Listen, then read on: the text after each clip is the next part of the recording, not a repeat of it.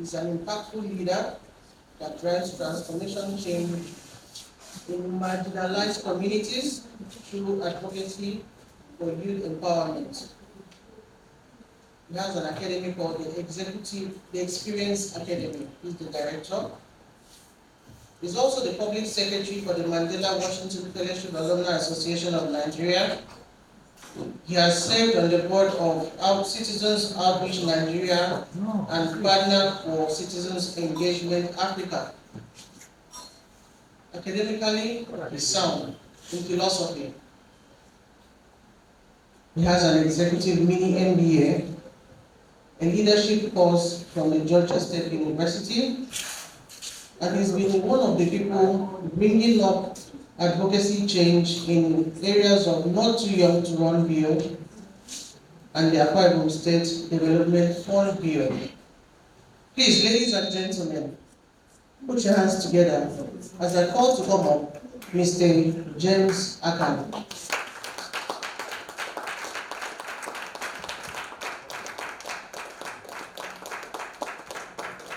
As we go on to smiling. Welcome, sir. Thank you. Thank you very much. So we are going to be asking a very practical. Thank you very much.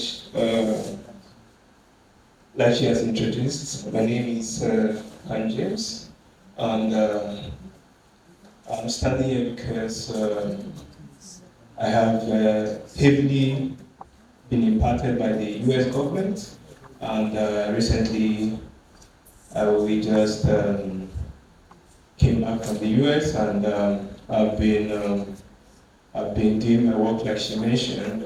I've been very, very committed for youth development and youth empowerment. And when it comes to policy, you will find it there. And today we are going to be handling visionary leadership.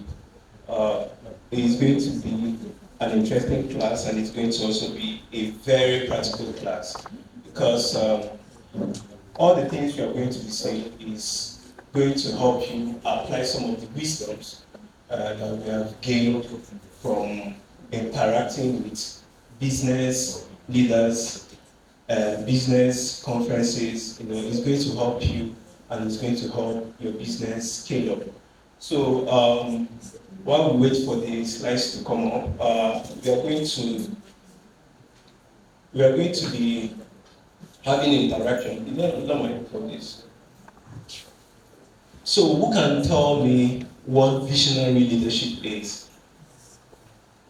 Visionary leadership. When someone say, I am a visionary leader, what does it mean? If you don't raise your hand, I'm going to call people. Okay, thank you very much. All right. Go ahead. A leader described as being visionary. Yeah. As a name that. Yes. Okay. So as the name implies, a visionary leader. I want to quote from the state coordinator, Mr.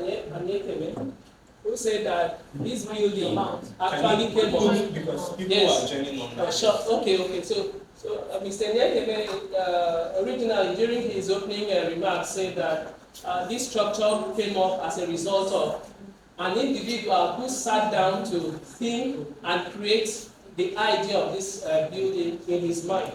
So a visionary leader is one who uses his mind correctly and well to implement new structure, new strategy that works for him as a leader and for those he's leading.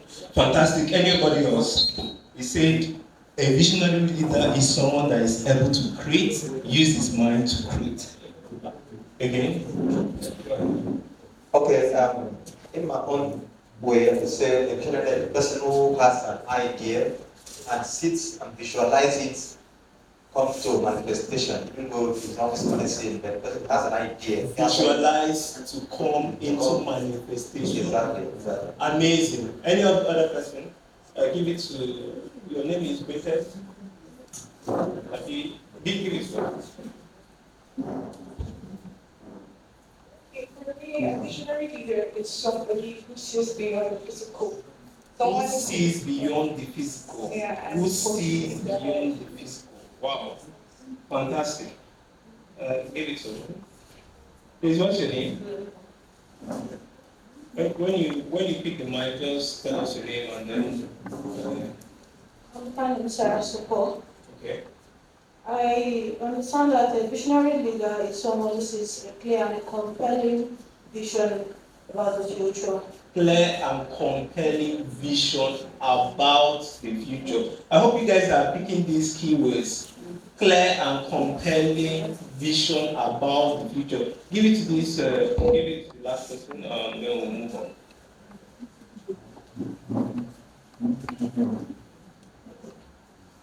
My name is Jerry Ebon.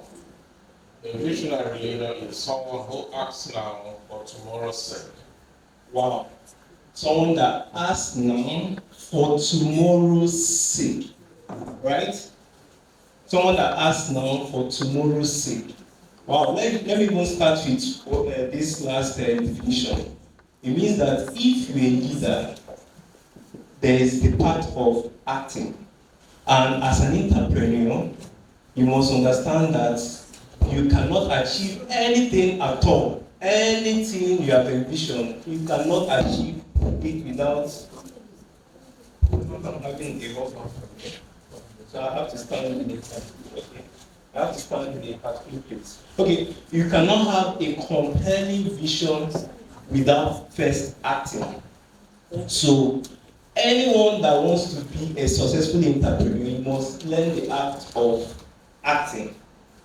You have to act now for the future. Just from the then another person say you have to have a compelling vision. Compelling vision. So I think I'm going to also ask. I want to also understand the businesses you guys run. Is anybody into catering services here? You are. Okay, let's come on, let's give out the mic. Let's have a conversation. Okay. So when you are asked to serve, maybe to prepare a Nigerian for 50 for 100 person. Okay, when you're asked to prepare Nigerian jollof, or do you prepare Nigerian Ghana jollof? Okay, you prepare Nigerian. So when you're asked to prepare Nigerian jollof for 100 people, how do you go about it? Okay. Go ahead. So first of all, you would ask for specification from the client. You ask for specifications from the client. Okay, go ahead. Specification. Are you guys getting this point? It's a practical class. I'm not going to teach you what you cannot apply. So, go ahead. Specification. Go ahead.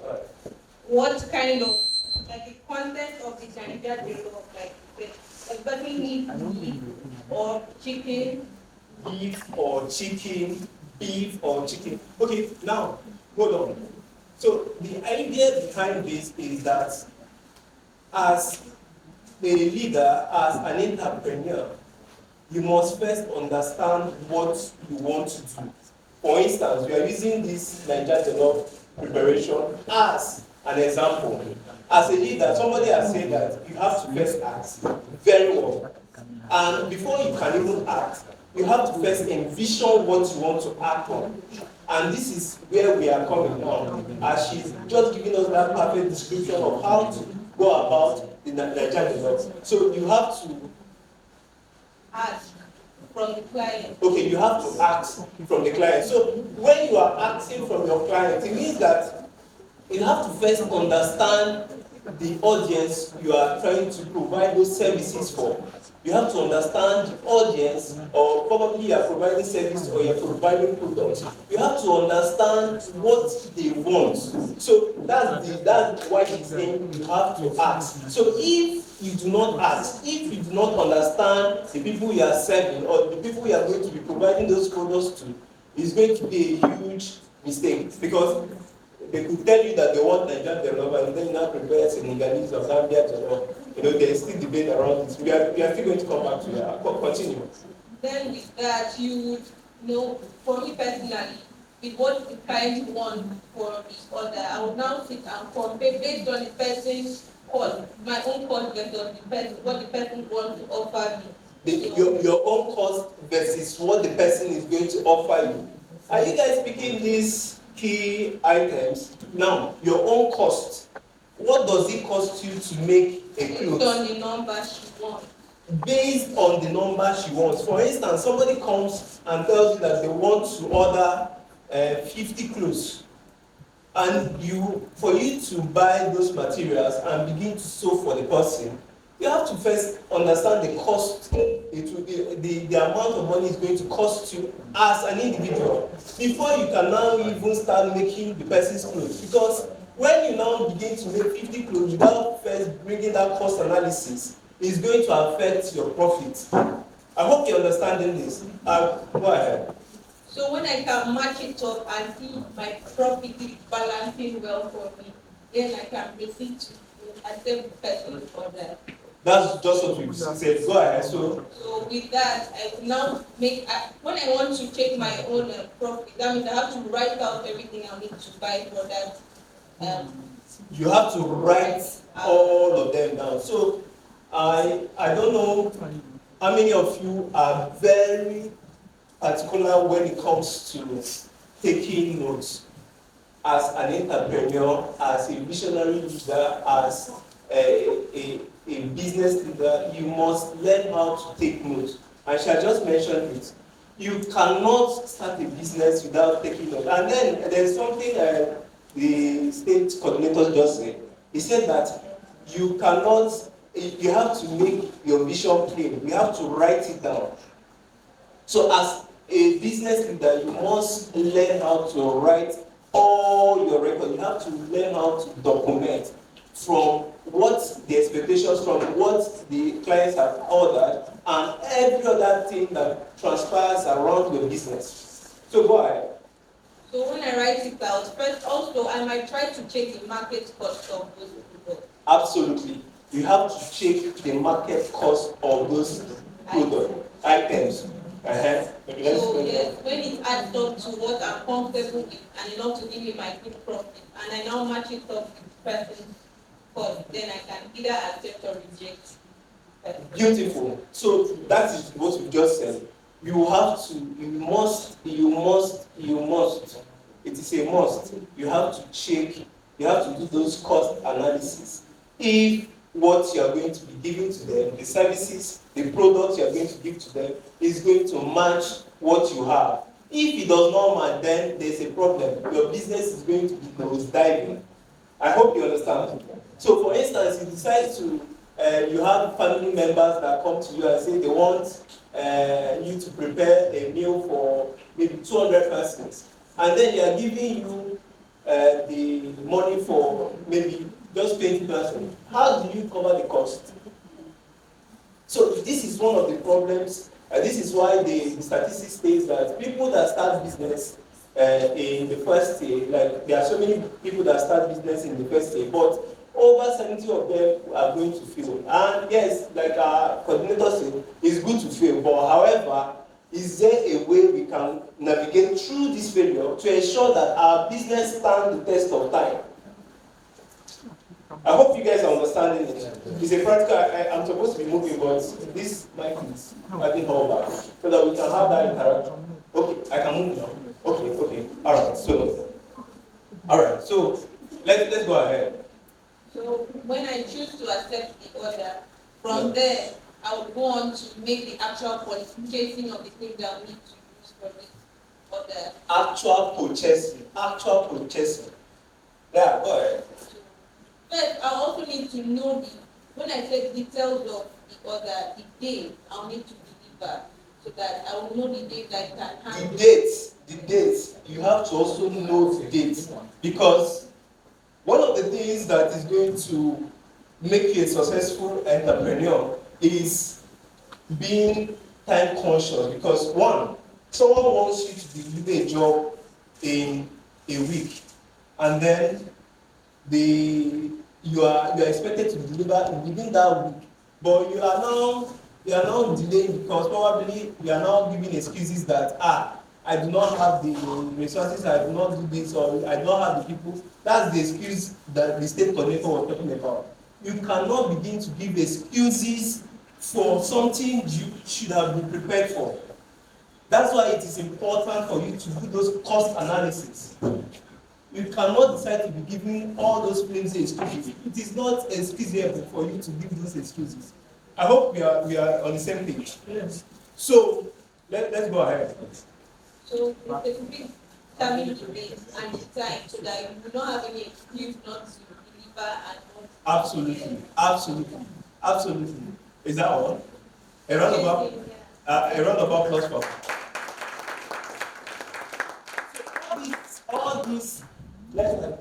All this can be summed as visionary leadership. All that she has said can be itemized as visionary leadership. So she mentioned something that you have to set a clear.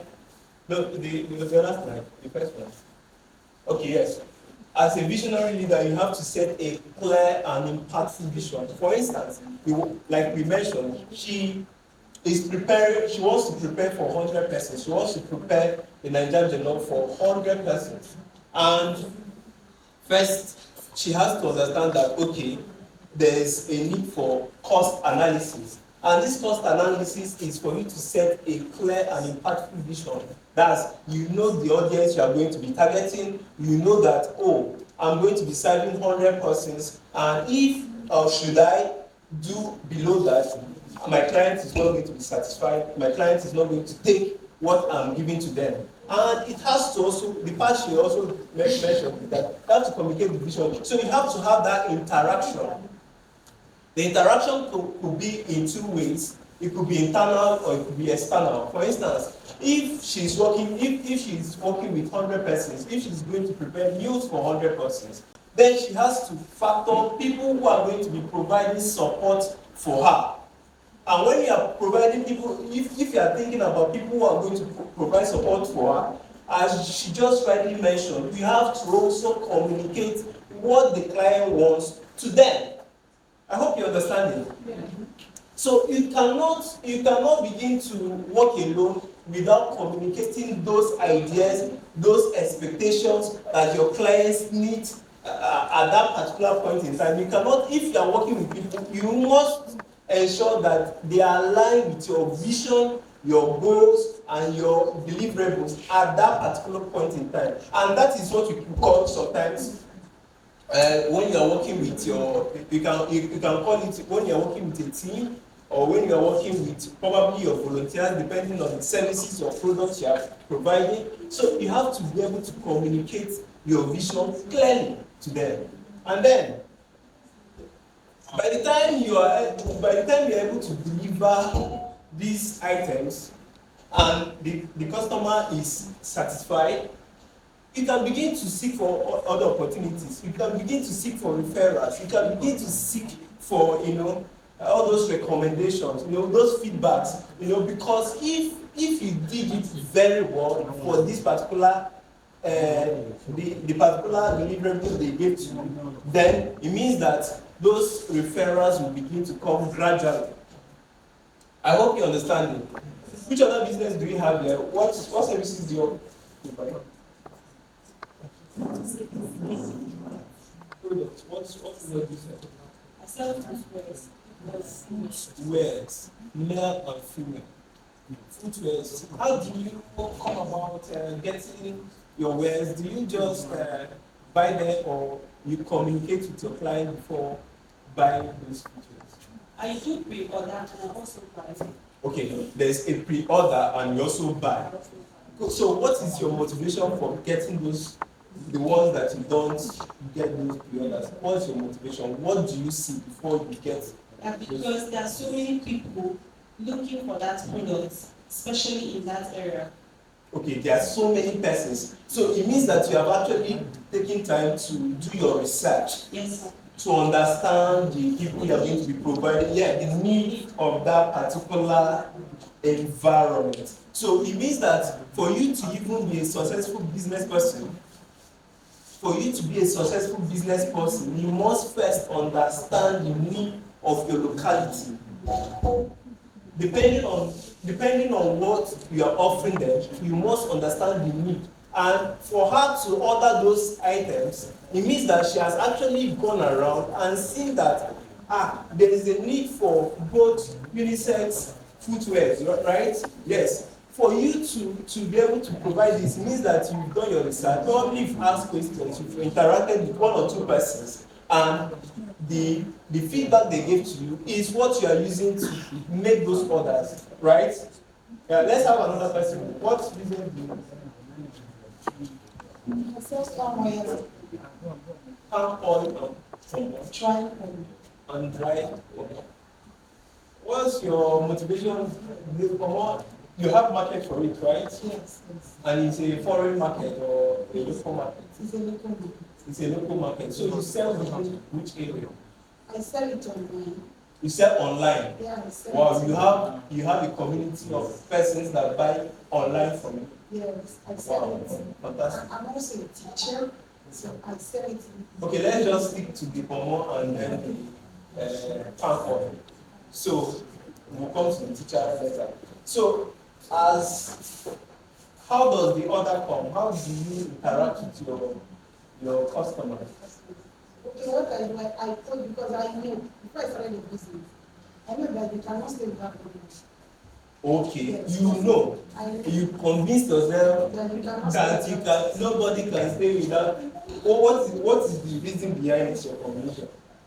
But when I sit with people, actually, how I started the business, when I sit with people, when I go out and I stay, they are always complain.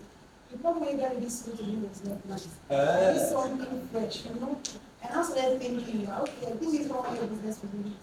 Let me start it. Okay, now have you seen something that she had that interaction with people, and one of the things they used to say is that they were not okay with what they were getting, right? So you have to understand that without having that interface with your customers, you will not be able to understand the problems they are going through, and you cannot be able to provide the solutions they are looking for. So most times, and in many cases, it is important for you to have those interactions. However it is, you have to create those opportunities for them to give you feedback, because it is with the feedback you'll be able to understand what their issue is and then know how to address it. So she is now going to be doing a palm oil business that is different from what they are complaining of, right? So what she is going to be offering is totally different from what they are complaining for. So that's someone bringing solution to it. That's how visionary leadership works. You have to understand that, yes, as much as you are futuristic, as much as you are trying to solve problems, as much as you are trying to, get people and get them the right services, you are also trying to solve their problems and also meet their expectations. I hope you understand it. So let's have another person. Who again? Let's have. Use the mic. I deal on seafood. That's seafood. Seafood. Wow. Amazing. That's crayfish. Fish, and even prawns and all of those. Beautiful. So when a customer needs an order, because I understand that when it has to do with fish, like seafood, everyone needs it. But it also has a lot of health benefits. It has a lot of health benefits. You see how you can begin to, and another thing, okay, maybe we'll come later to it, because some of the ideas you bring up, it's also some of the compelling visions you are going to also be putting for your organization. For instance, if you are fully registered, you are going to be telling them that, what you are going to be offering you, it has a lot of health benefits. Do you put that in your, yes. So it is the solution you are going to give them, the health benefit, because people don't want to eat what is going to affect them health-wise. So for you to now provide those health benefits for them through the food you are offering them is going to be a fantastic, and it's going to be a solution, is solving problems for many people in that your locality. So go ahead. Okay. When there is much orders, like people, there are lots of people buy from me and we will sell this, buy a wholesale, also sell a wholesale. So when you buy a wholesale, they send you more orders. So I'll have a write down of what you want, how much you want, and the current price in the market. Yes. The current price in the market. So it won't affect me, neither affect you. So I'll work on that. And if you also have a budget, I do work as well with budgets. Depending on what you want and at that certain time. Perfect. Thank you very much. Next slide, please. So from what she has just said, you have to understand that you are going to be acting with budget. Without you acting with budget, it's going to affect your business negatively. Because one is that you must first understand what you are going to be offering them. Is it in line with what you have, the resources you have? Are they ordering or under ordering? Because you cannot give a service or product without first understanding the cost benefit is going to serve for your business and how you're also going to provide the right product for them outside there. So now, when it comes to visionary leadership style, there's something one of the participants just said. He said that first we have to talk with the clients, and in that process of talking with the clients, we now bring innovation. So what the other people we are offering is not what you are going to be offering. So that is, okay, you are still doing the same line of business, but you are offering a different thing altogether from what they are previously offering. Why? Because she has noticed that what they are offering, a lot of people do complain that they don't like the products, they don't like the taste, they don't like this, they don't like that. So what are you offering that is different from what other people have offered so far? So this is what visionary entrepreneurship means, that you have to bring that innovative drive into whatever it is that you're doing. Then you have the collaboration. For instance now, this, what's your name please? Okay, Idobon. Okay, imagine Idobon. Idobon has been serving 100 persons. And now, somebody comes and says, can you do 5,000? Idobon alone, even if she is the all and all in catering services, she will not be able to do it alone. So she must, and I'm laying emphasis on the must. She must learn how to collaborate.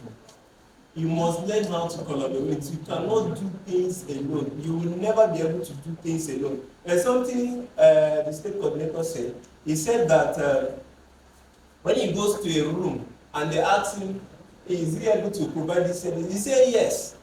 Why? Because he knows people he will be able to collaborate with to get the result they want. And it will be an excellent result, not just because you are picking a job and then you are not delivering to standard. No, you have to pick a job that you know that the person you are going to collaborate with is going to also deliver excellently. That's where the vision aligns. You have people you work together, the people you have network, the people you have a network with that are delivering excellently.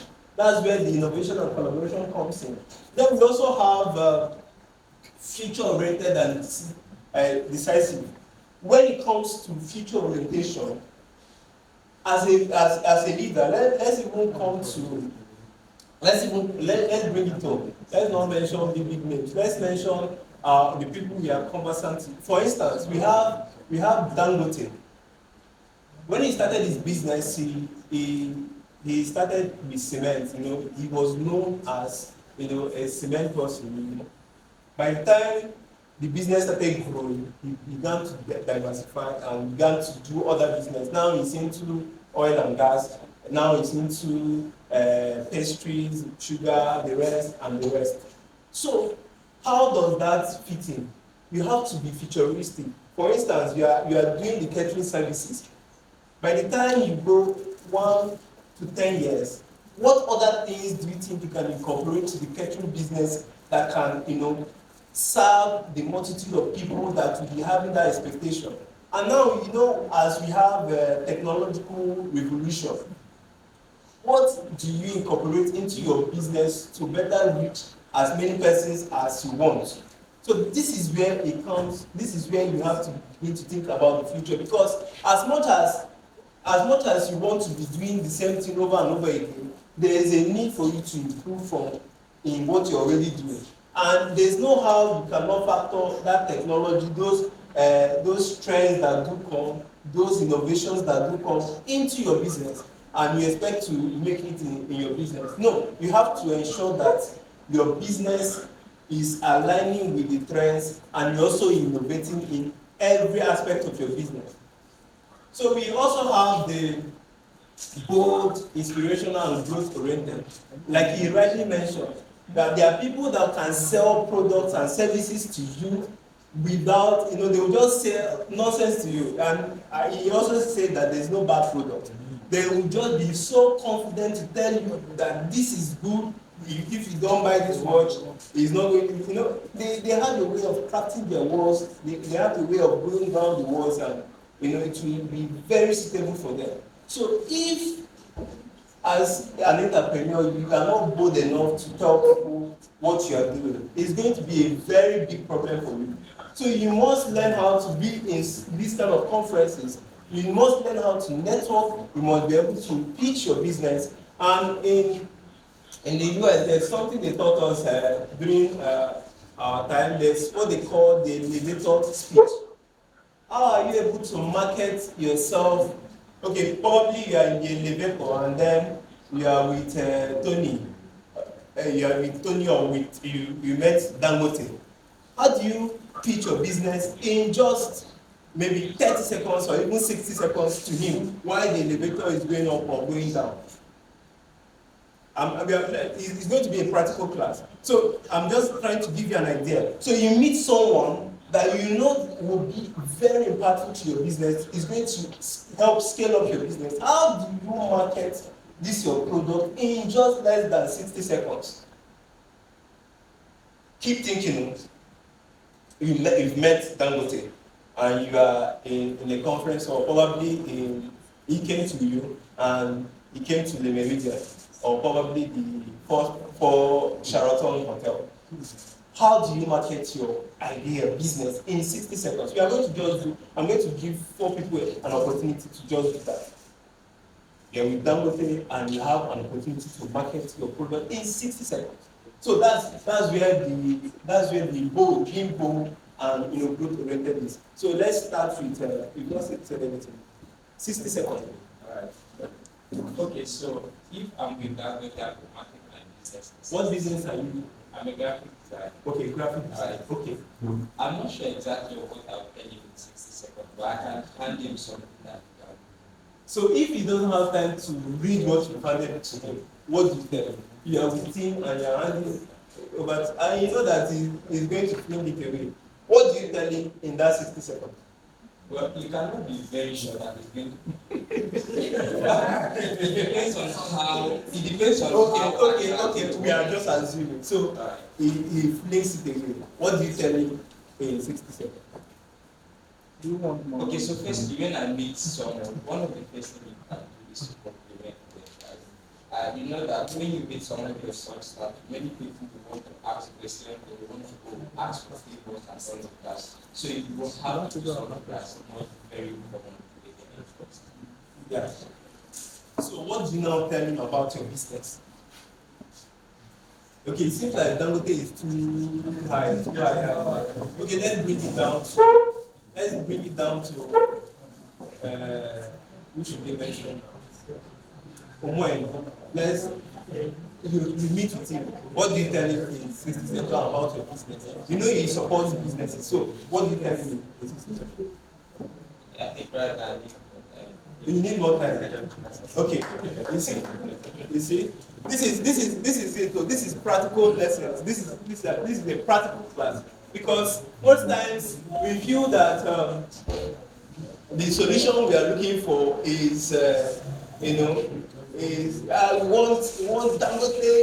once I meet Dangote, I don't blow. But now you are not with Dangote, and you're not able to tell him what you are doing. Okay, sir, 60 seconds. Okay, you see yourself as a solution provider first. You see, if the other person has a problem. No, we are with Dangote now. So it's a failure. Yes. You have to identify first if he has a problem you can solve. No. Okay. Then this is Dangote. I'm Dangote. You are not talking to me. We are at an elevator. Just tell me what probably I should hear about your business. Okay, I have a question for you too.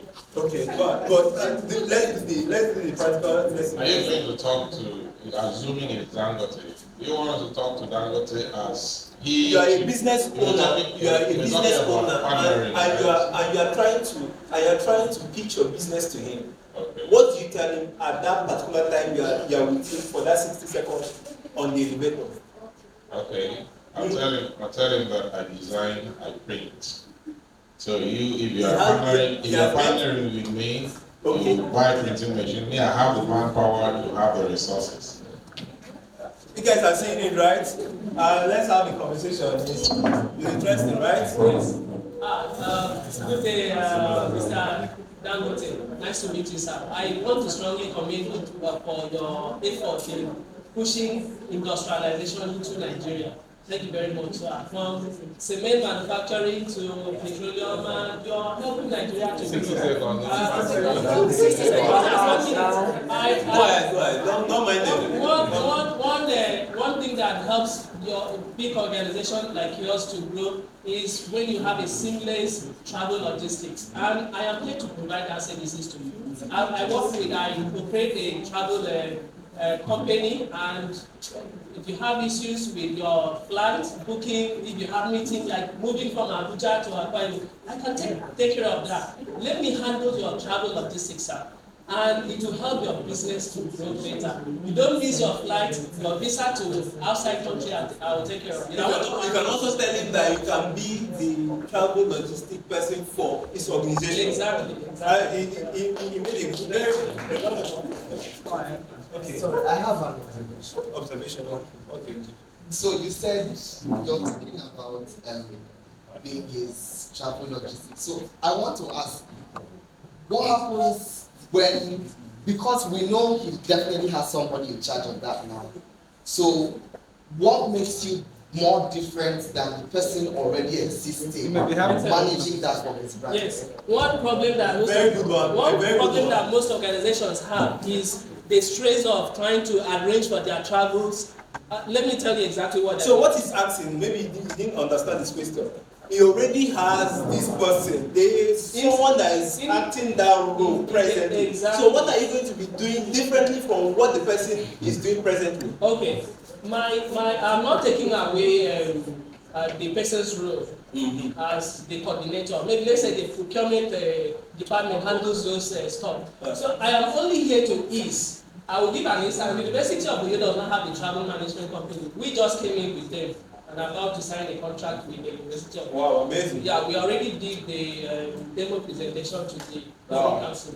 And one thing I will tell you, about 2 months ago, about 21 lecturers from this university had a conference outside Nigeria to attend with other countries of the world in South Africa. But do you know that out of the 21, it was just 3 that attended? And my head of department, I'm a postgraduate student here too. Only my head of department and 2 other persons were able to attend. Why? The reason is because the University of Oyo has the registrar's office to run all those errands. But will the registrar's office now move to Lagos to process visa? No, because they already have a lot of job on the table. The procurement department takes care of most of those travel logistics for each of the companies, but sometimes their workload is too much to be able to switch from one, maybe if a flight is cancelled, how would they be able to quickly get another flight booking and all those stress that comes in? So who will come in to take in the stress? Thank you very much. Specialists in the field. Thank you. Let's have other people. Let's so that we just. Thank you very much. My name is Godfrey Dore. So if I have a 1 minute moment to pitch my business before a great investor like Dan, I think first and foremost I have to introduce my business. Then I have to. You are talking to him already. Yeah, I will introduce my business, for example, introduce the business on cassava production and value addition.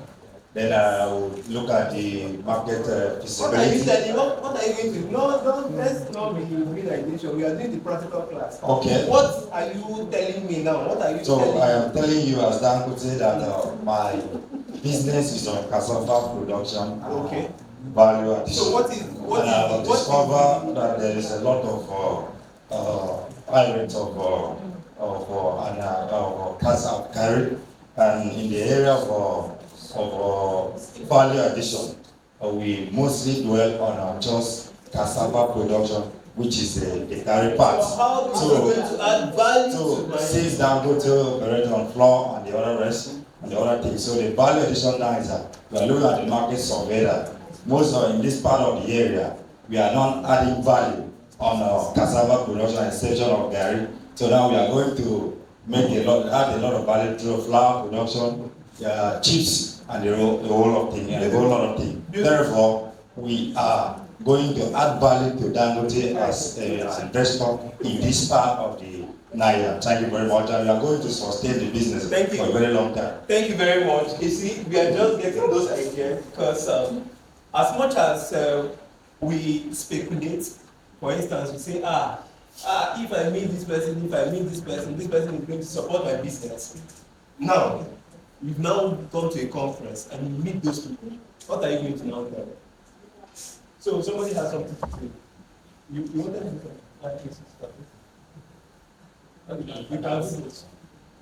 thank you very much. I'm a sign language interpreter, and I do other things, but let me start with sign language interpreting. So definitely I meeting with Dangote. So I'll just start. Good morning, sir, and he responds to me, and maybe I'll tell him that over 2 million persons in Nigeria, probably through year, are deaf and they are not being benefiting from this particular product. Then I am here to provide a solution for it, and sign language will be my prototype that I'll be presenting to him. My market size is over 220 million persons in Nigeria over here. My traction will be starting from Oyo first, and with this, your business, Dangote business, is going to reach out to marginalized group. Thank you. Thank you very much. Next slide. Who else has something to say before we? Okay, just the two of you. Very fast. I'll be very snappy. You mentioned Pastor Moino earlier. So I you can release better. Okay. So I make liquid soap too. In case I meet Pastor Moino today or anywhere, I can just tell him, good afternoon, sir. I would want to appreciate you because you've made a lot of investments. You have hotel in Ekate, in your signature hotel, Economy Lodge, Good Daddy. I mentioned all of them. So I discovered that your hotels, you have different people supplying liquid soap, and which does not give you a stable supply, and you don't get it on time. So I make liquid soap, a very high quality liquid soap that I can supply in all your hotels, that can go for both the floor, the dishes, anything you can use. So I promise that I can supply that in any time, any day you demand. I am very much available to do that for you. Amazing. Thank you very much. The last person, please. Okay, good afternoon, everyone. My name is Josephine. First, for you to give that few seconds speech or pitch, business pitch, it's called business pitch. You must have a product, your business tag. When we're talking about that line, okay, by the grace of God, I'm the creative director in Puria Plus. We produce powdered onions oil, and onion cubes. Okay, so there's this thing like I always say, the boss of innovation. Something happened in Port Harcourt when we went for a pitch.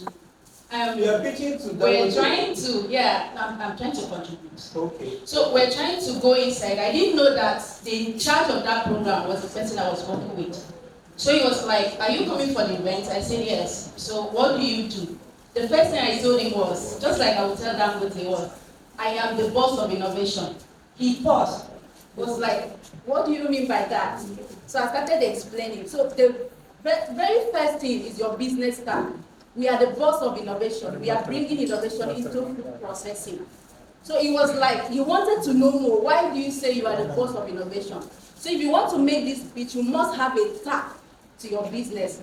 There's something that will make him, he's the one that will ask you, what do you mean by this tag? So you don't need 1 hour to explain to him, I'm doing this, I'm doing this. Just give him a word that will make him be the one to ask you. So when we went into the event, he was the one that was interpreting, talking to people, other people about what I told him. Why? Because I told him I am the boss of innovation. So that can be a business pitch for you. Your tag, your business tag. I am the boss of innovation. He is the one to ask you, what do you mean by that? Yes. So a tag line in pitch is something that makes you confident. What is your business about? In one word, few seconds. You don't need to have 1 hour to say everything about your business. Have that one word that will make even the person you are pitching to, even Dangote will ask you again. Just explain. He's the one that will give you audience. So if you want to give it, lastly, someone said I will hand over papers to him. He may not have time to read all those things. Give him a word that even if he's going, he will be thinking about it. Thank you very much. That's my Thank you very much. Thank you. That has to be relevant on time now. Why? Because if you have to achieve anything at all, you have to, there's something you have already mentioned. You must first understand the people that are going to be providing that service or product. You have to be specific. For instance, are you making footwears for male or are you making footwears for female? You have to be specific. You have to be able to measure it. Are they measurable? How many of these things are you going to be producing? What is the capacity or what is the strength of your customers? Are they the high class? Are they the low class? So you have to be able to measure what can they pay for the services you are able to give to them.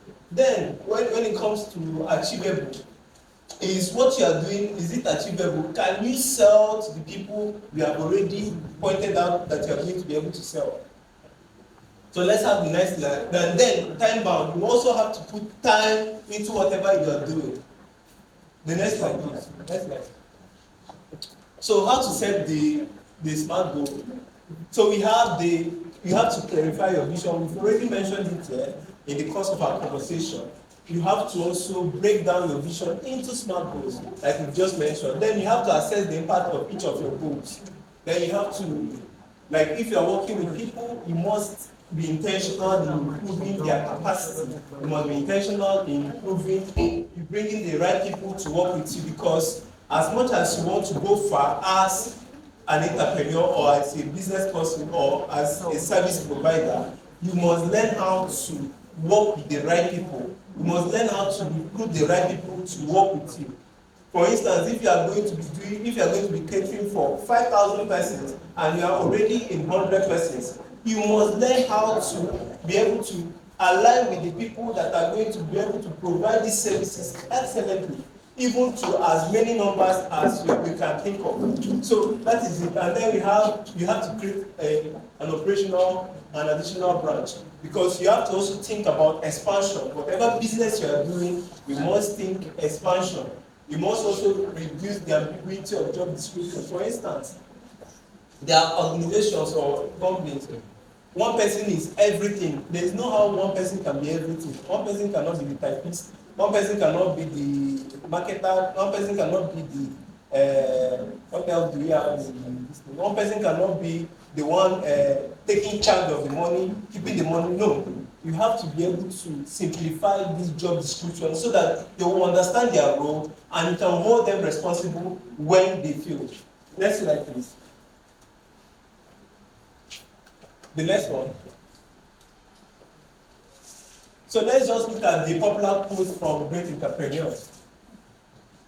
Steve Jobs said, I'm convinced that about half of what separates successful entrepreneurs from non-successful ones is pure perseverance. I hope everybody understands that. What do you understand by it? What separates profitable and non-profitable? So when we talk What about is your second point? when we talk about perseverance, it means the ability to always stay strong no matter what happens, ability to push on. So let's say for a business, maybe something happened, you had a loss. The ability for you to come back and still be able to continue your business with that loss is what makes you a perseverant person. So when Steve Jobs says the ability, what I'm convinced I have a word to separate successful entrepreneurs from non-successful ones because perseverance means that maybe you are the one that usually have setbacks in your business and just one setback you're like, this business is not for me, I'm just going to drop it. And that's not going to limit you and going to make you less successful than those that try and keep on doing what they do. Thank you very much. Thank you very much. So quickly give it to us. Just attempt. And then we have another one. So, okay.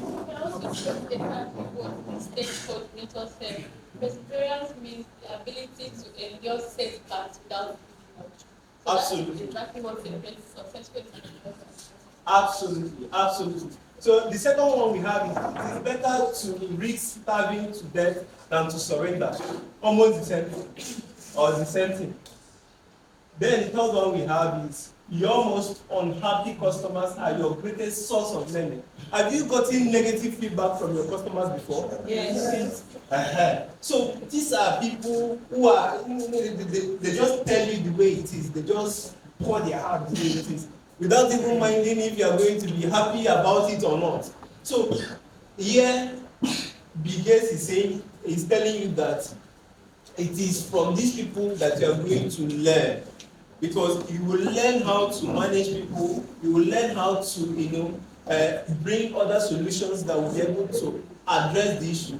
Then my time is already up. So we have business opportunities are like buses. They're always another one coming. So you must learn how to open your heart for opportunities. Then we have, let me quote this one. To build a successful business, you must start small and dream big. So that is what visionary leadership is all about. In the journey of entrepreneurship, tenacity of purpose is supreme. So that's what the next slide is. So that is what visionary leadership is all about. So at this point, I want to say a very big thank you for this opportunity, and we hope that you are going to learn.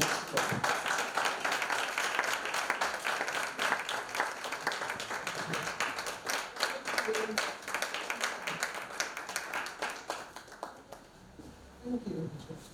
I hope you think a thing or two.